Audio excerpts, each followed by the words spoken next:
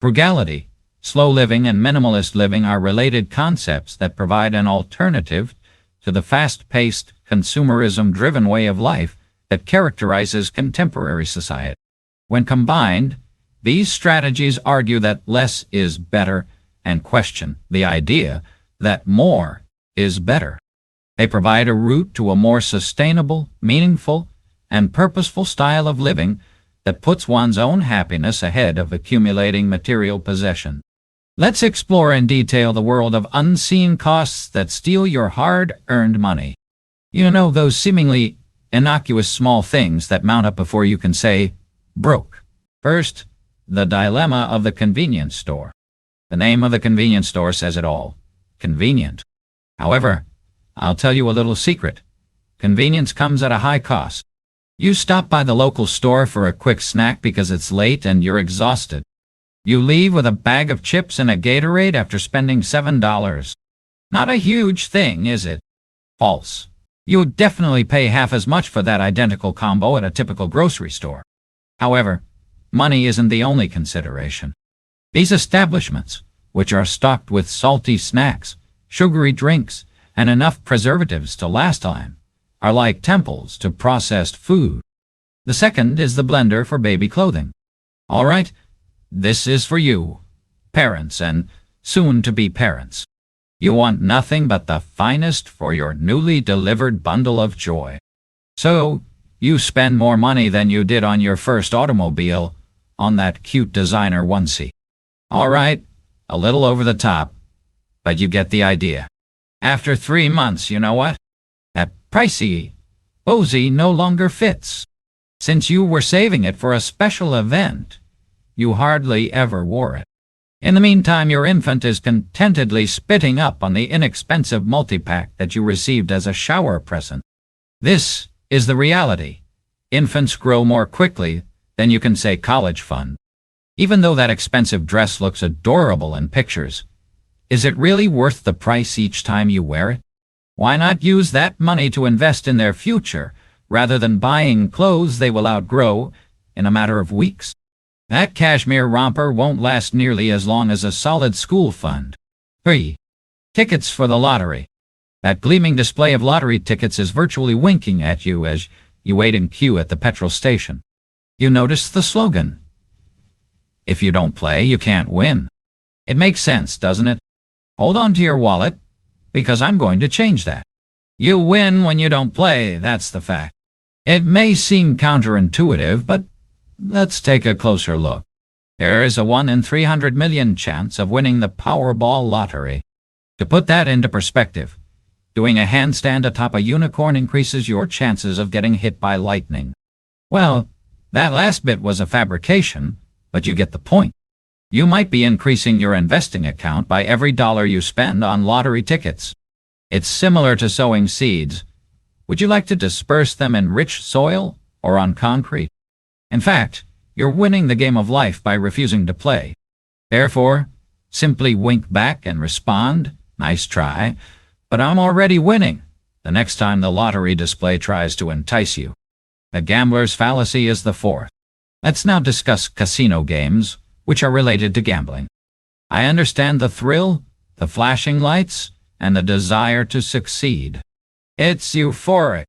The depressing reality is that the house always prevails. Always. Consider how they manage to pay for those enormous structures, opulent fountains, and unlimited buffets. It's definitely not from losing money. Every game has been thoughtfully crafted to offer the house a competitive advantage. Despite its modest size, it becomes as persistent as a dripping tap over time. The true risk, however, lies not only in the calculations, but also in the psychological and interpersonal damage that gambling can cause. I've witnessed it transform otherwise sensible people into addicts, searching for that elusive big win. It's amusing to watch, but ultimately pointless and possibly harmful, like attempting to capture a unicorn with a butterfly net. Consider whether you want to play against the house, or be the house the next time you have the temptation to visit a casino. Because the real success in the long run comes from becoming the house, making steady, prudent investments. The closet of wishful thinking is number 5. Come with me to your wardrobe. Now go ahead and open it. Do you notice that the tags are still on that shirt? You purchased the sneakers for someday. My friend, that is a museum of financial regrets, not a wardrobe. Everybody has been there. You might think, once I lose 10 pounds, when the weather changes, or, my personal favorite, it will look great for that event I might go to someday, when you see something on sale. Not often does that day arrive. As a general guideline, don't purchase something if you're not eager to wear it right immediately. For a period. A small wardrobe of items you adore is preferable to a closet overflowing with maybes. The subscription spiral is number 6. Subscriptions, begin innocently enough. A meal kit here, a streaming service there. 8 services are paid for before you realize it, half of which you were unaware you had. It is comparable to the ancient tale of boiling a frog. A frog will immediately jump out of boiling water. It won't notice until it's too late, though, if you submerge it in cool water and gradually warm it up. Subscriptions have that effect on your spending. You can achieve this by auditing all of your subscriptions for an hour this week. Anything you haven't used in the past month should be canceled. Ask yourself, is this adding value to my life equal to its cost? For the remaining questions, the amount of money you can save may surprise you. Credit card, number 7.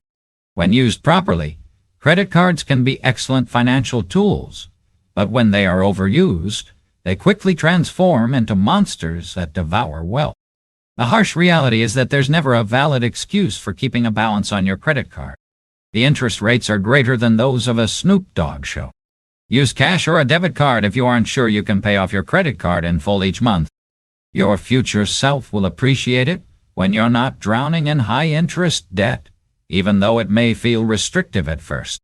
The top pricing dilemma is number 8. Traveling is fantastic, but what about spending top dollar? Not at all. It's like willingly taking the scenic road rather than sitting in rush hour traffic. Because hotels and airlines employ dynamic pricing, rates soar during periods of high demand. Therefore, if everyone is going to Cancun in March, perhaps think about going somewhere else. Plan well in advance if you must travel at the busiest time of year. As the trip date approaches, prices usually increase. The bank fee bandit is number 9. Banks should assist you in managing your finances, not embezzle them.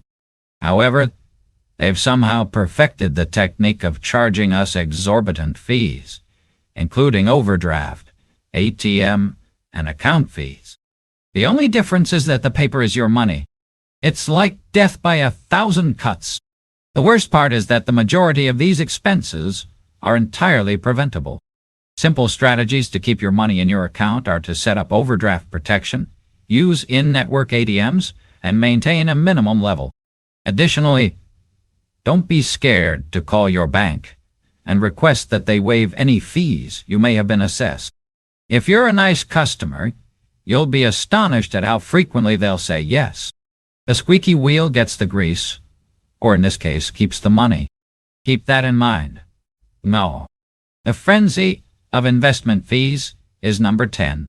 Building wealth by investing is essential, but be wary of those sly investment fees. Large fees, often as much as 1.5% of your investment, are assessed by many actively managed funds. That may not seem like much, but it can gradually eat away at your profits like termites eat away at a wooden house. Consider low-cost index funds instead. Fees for these ETFs are frequently as low as 0.03%. To put that into context, you would pay $3 rather than $150 for every $10,000 invested. That is what separates purchasing a coffee from purchasing, say, 50 coffees. Keep in mind that you don't always get what you pay for when investing. Often, paying less gets you more. The international phone disaster. Number 11. Paris is the destination of your ideal holiday. You enthusiastically upload a picture of the Eiffel Tower to Instagram. When you return home after a week, your phone bill shows up, All of a sudden, your fancy French dinner was less expensive than that free social media post. Travel budgets are silently destroyed by international phone fees. The good news is that, with a little preparation, they are entirely preventable. If you activate them in advance, the majority of phone carriers offer international plans. However, you can frequently purchase a local SIM card at your location for a far lower price. You can avoid a major phone bill hassle by being a little prepared. I promise that without the unpleasant aftertaste of unforeseen expenses, your recollections will be far more pleasant. The mismatched home syndrome is number 12. The American dream, the large home with the white picket fence, is a well-known concept. What happens, though, if that dream becomes a financial nightmare? It's like attempting to wear shoes 3 sizes too big when you purchase a house that doesn't fit your lifestyle. You may be able to walk, but each step will be ineffective and uncomfortable. Perhaps you purchased a large suburban home, only to discover that your employment is in the city, 2 hours away. The answer: tell the truth about your lifestyle requirements. Perhaps you would be happier and more prosperous in a smaller location near your place of employment.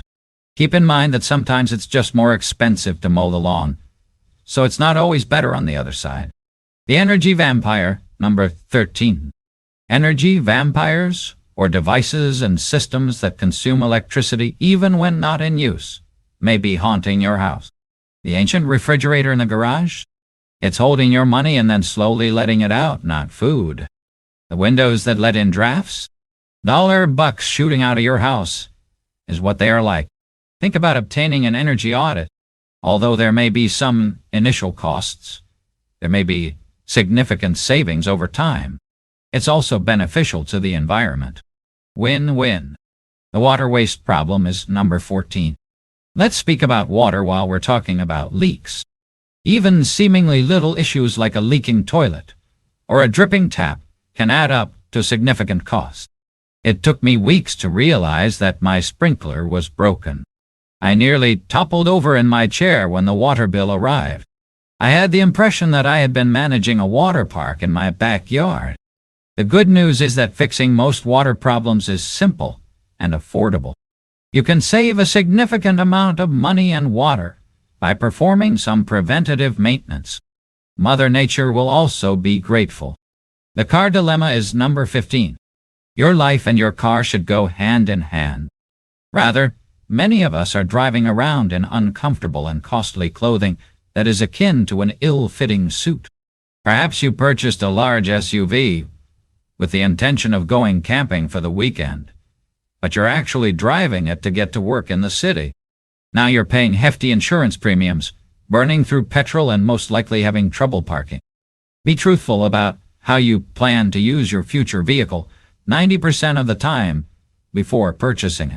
Although that huge vehicle may look more impressive, a fuel-efficient compact will look just as seductive to your pocketbook.